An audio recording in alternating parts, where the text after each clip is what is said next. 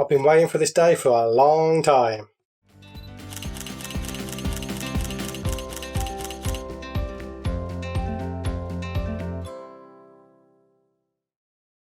So today is post time. It's the last thing on my shopping list over the last couple of weeks that I've been buying to improve the channel.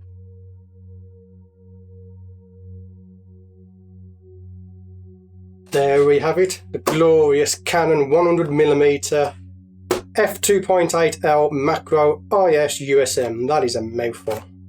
But I've had my eyes on this lens for a very long time, and anyone who has come into the Discord channel and spoken to me will know that I have had my eyes on this lens for a long time.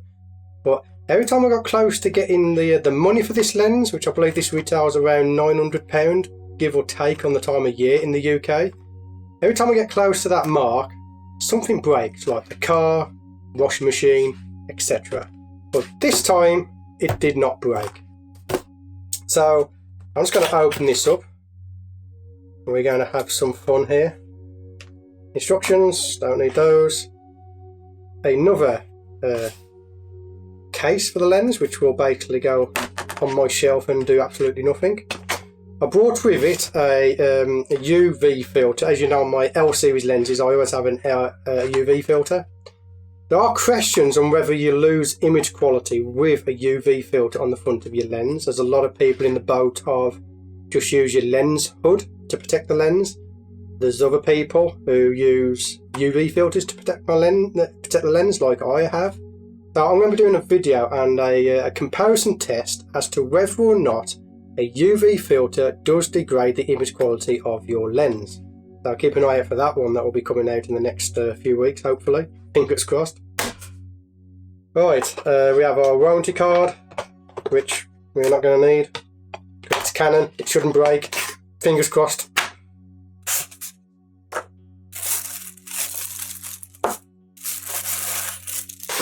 I'm going to put this stuff back in here, along with the case, which, if you've got a bag like I have, you'll never really use that case. So we'll just do that. But there she is, the Canon 100mm f2.8L macro lens.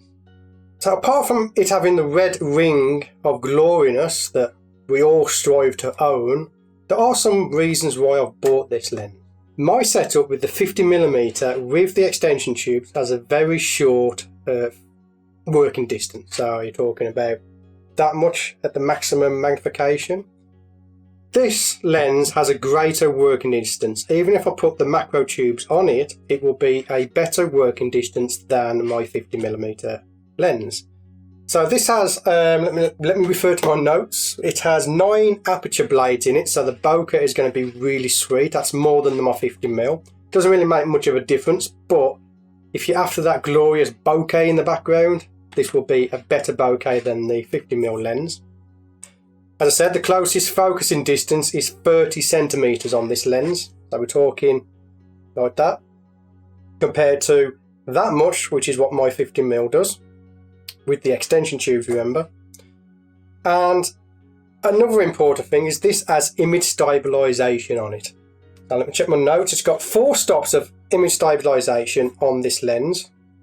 3 stops at 0.5 magnification and 2 stops of image stabilisation at 1:1 magnification. That is a big deal when it comes to macro photography. So the 100mm macro lens has a focusing selector that goes from full all the way down to 0.3 meters to 0.5 meters. What this does is it will limit the amount of focusing seeking that the lens will do, and with macro photography that comes in very handy. So it was the toss-up between this lens and the Canon MPE 65mm lens, and what did it for me was the fact that I'll be able to use this lens for video. Now I've been getting quite heavy into the video side of things, so having this lens for B-roll, macro video is going to be very handy for me. I'm primarily going to be using this lens for macro. As you know, I am a macro photographer, but I'm also interested to get out and test this lens in various scenarios, such as doing portraits and possibly using it to do my B-roll for my YouTube channel. It's also dust and moisture resistant. So I'll be doing a full review of this lens, which is going to be in 2 different parts. I'm going to review it in regards to macro photography. And the other thing I'm interested in is a lot of people say that this is a very good portrait lens. So I'm going to be testing that out as well. So that's going to be very interesting to see how this handles portraits. But let's... I do like the smell of new equipment. It's got that new car smell to it whenever you get a new car. Never lasts very long, but it is a very nice smell. Anyway, so that's the final part of my shopping spree over the last few weeks. That goes with the tripod and the batteries and the memory cards that I've bought. So I'm really looking forward to putting this lens to the test. Now, I've already used this lens. It was at the photography show in the UK. But as you know, they're set up there under perfect conditions. So I'm going to be really interested to see what type of conditions and how far we can push this lens in the macro photography world. So yeah, do let me know in the comments if you have one of these and your thoughts about it. Anyway, I want to thank you for getting to the end of this video. It's a very quick video, just an update to say I do have a dedicated macro lens now. My name is Stuart Wood. I want to thank you for watching this video, and as always guys, I will see you on the next video.